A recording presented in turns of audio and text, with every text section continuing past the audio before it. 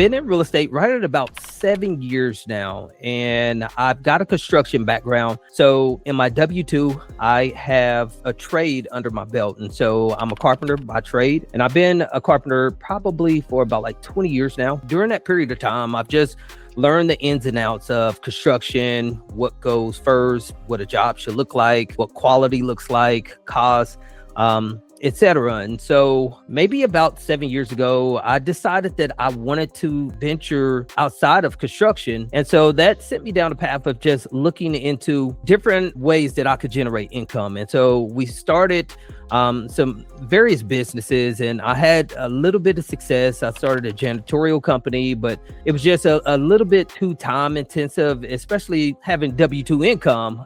It was a little bit too hands-on for me. And so I started looking at different opportunities and different ways that I could generate and stream income outside of that form of business. And I just continually kept landing on real estate. And so I didn't have a whole lot of cash at that point in time. And so I was just trying to figure out how I could get my foot in the door. I was educating, I was learning, I was deep diving and binging Bigger Pockets podcast. And I finally settled in on wholesaling. I took the wholesaling niche and I just took off running with it. And I started having a good amount of success. And after about maybe about 200 houses, I realized that I was going in the wrong direction. And so I wasn't creating that mailbox money that I'd been learning about and generating appreciation. I was just basically a glorified realtor that was making some decent paychecks. And so I decided I was going to turn into a buy and hold investor. And that's what sent me down the road looking into commercial real estate. And since then,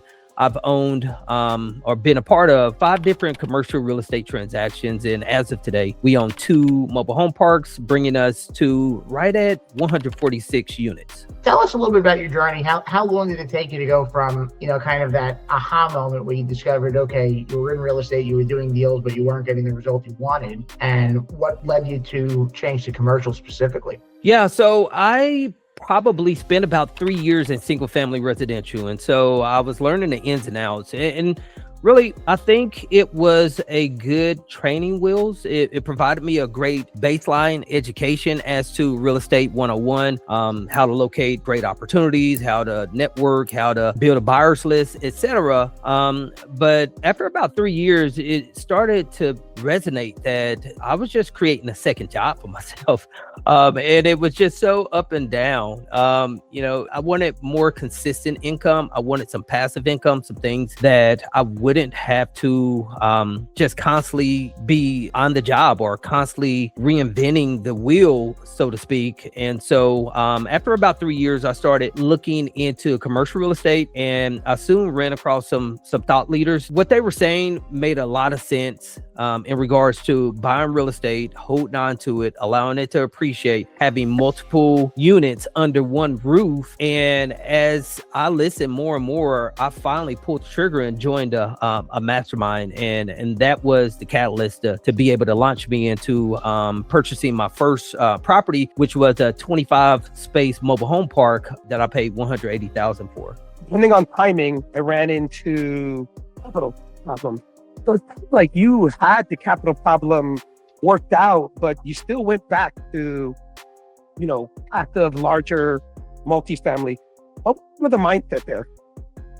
Yeah, so I never had just tons of cash. I did get into some really lucrative deals, but due to me just trying to grow way too fast, I just created some huge deficits for myself and large bills, etc. But what was attracting me towards the multifamily and the syndication arena was because you can go outside of your own bank account. And that's the draw with syndications, because you can network, you can build that buyer's list. I could put all those tools and those skills that I learned along the way within wholesaling. I could put all those similar skill sets to work within syndication, build those relationships with capital partners, whether that was going to be co-GPs, bringing in capital raising skills, or if it was going to be LPs that I met through networking that wanted to gain access to the deal flow that I was going to be bringing in. And I just knew that syndication was going to be a fit, because at the end of the day, we all have an end to our capital reserves. And so if you could get down that syndication skill of reaching out, networking with LPs and other capital raisers, then you can have an endless supply of capital. And then the only bottleneck within your business would be deal flow, finding great opportunities, and then mastering the operations side of the business. Partnering with the right people and finding seasoned people that can help you expedite your own growth. So for somebody who's just starting out in the space, how do they find those people? Yeah, so it's all about networking. And so you want to find credible people. Typically, credible people usually hang out with other credible people. And there's also methods in which you can do a lot of Googling. Google can be your best friend. They say you can't believe everything on the internet, and which is true. But there's a lot of just really surface level information that can be uncovered by just typing in a person's name and placing different keywords behind it: scam, bankruptcy. But on top of that, you can go to credible places. Bigger Pockets, that's an amazing site that was started quite some time ago, but that's a platform that truly needs to be leveraged. And a lot of the people that crosses the paths and that's promoting content through Bigger Pockets, they've been vetted. And so if you want a layer of protection, I would say lean towards Bigger Pockets, but still keep your guards up and do diligence on top of that. So how do you recommend doing diligence? It's one of those things that's always easier said than done, right? You can do diligence on a deal a lot easier than you could on an operator or a sponsor or a partner. What steps do you take when you do diligence on somebody and you're considering working with them?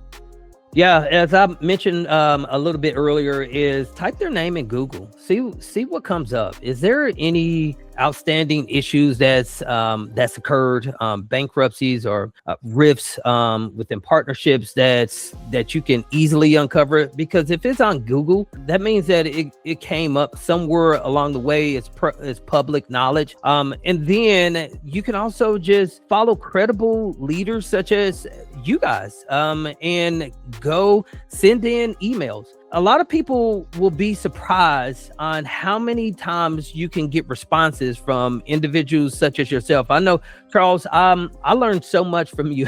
I'm still learning from you, even as of today. And I try my best not to wear you out too bad. But I'm still taking in old underwriting lessons and just walking through it, trying to get better with my numbers, sending you questions from time to time, sending you emails. And a lot of these individuals that you hear on these podcasts, that you see on these YouTube channels, don't be afraid to send an email to those guys. If you feel confident that these are solid thought leaders, then send them a message. Get into their review section or to the comment section and ask a question and see if you can get a response back, because you can uncover a lot of gold by reaching out to credible people. I'm going to change the subject here. And, I'm debating whether I should ask you more about your carpenter background, because I'm really intrigued, but more interested in the mobile park thing, right? So hit me. Why mobile parks? How'd you end up over there? Well, I'll tell you what, we mobile home parks, it somewhat fell into my lap. When I first got started in real estate, I just didn't have a ton of cash, and it was the lowest form of real estate investing that you can get into. And so I actually started with a mobile home mentor, and I was actually going after the homes individually, and I was attempting to flip the homes or rent the homes out.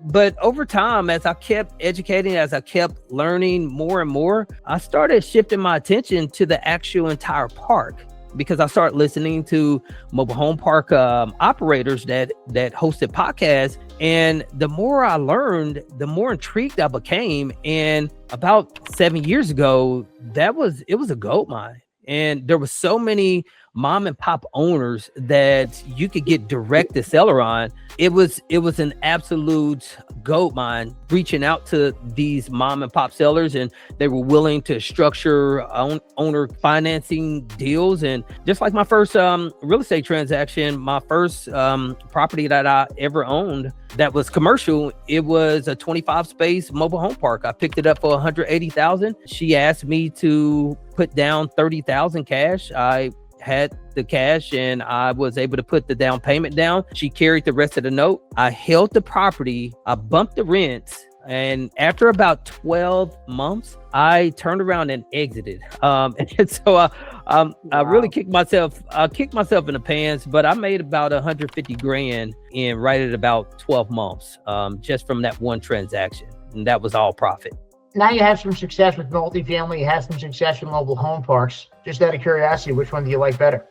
Yeah, so I'm still actually waiting on my first multifamily apartment complex. So it's around the corner. I know it's coming. I'm just kind of waiting on the pricing to get a little bit better for me. I haven't ran across a great deal on that yet, but primarily that is my focus. That's what I'm looking for, is multifamily apartment complexes. That's what I study. That's what I underwrite. But mobile home parks, they're cash flow machines, and they help out with society significantly. It's affordable housing at the lowest extent. And so there's a few other products that's coming out on the market that's attempting to help out with that issue. But mobile home parks, they're just so affordable for the average person that's making $15 to $20 an hour, or maybe $25 an hour, because the lot rent on average, the rent that we're able to collect on average with these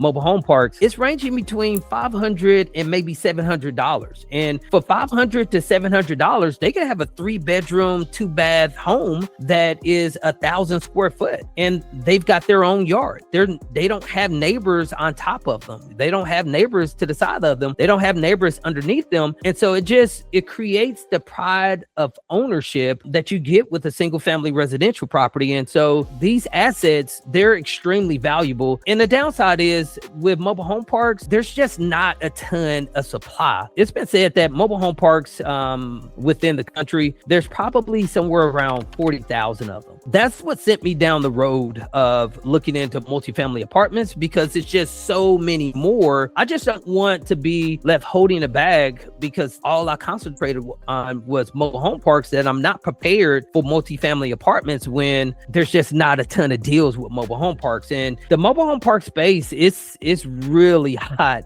As a matter of fact, a lot of mobile home parks, they're trading at the same cap rates in a lot of places as multifamily apartments. Eric, unfortunately, I will have to cut you off if you go too long here, but we're looking for short answers for the gram here, okay? Sounds great. We talked about Googling. What is one word I could put in a Google search right now that you recommend? Okay. Let's say free or no money down apartments. I know that's way more words. That's good. I like that. No money down apartment. All right. What is one thing as a carpenter that people obviously overlook when buying multifamily? Yeah, so renovation budget. You definitely got to make sure that you're not going to overspend on your renovation. What should I be learning today to start getting into passive income? Underwriting, hands down. What book are you reading currently, or what's a good book you recommend? I love Joe Frelick's syndication book. I would highly recommend that for any new investor that's getting into commercial real estate, the Red Book. What is some quick advice you can give us about wholesaling and being able to use wholesaling to help us with our multifamily journey? Get everything under contract and build a close relationship with an attorney, because if you don't have everything under a tight contract, you could potentially lose the deal.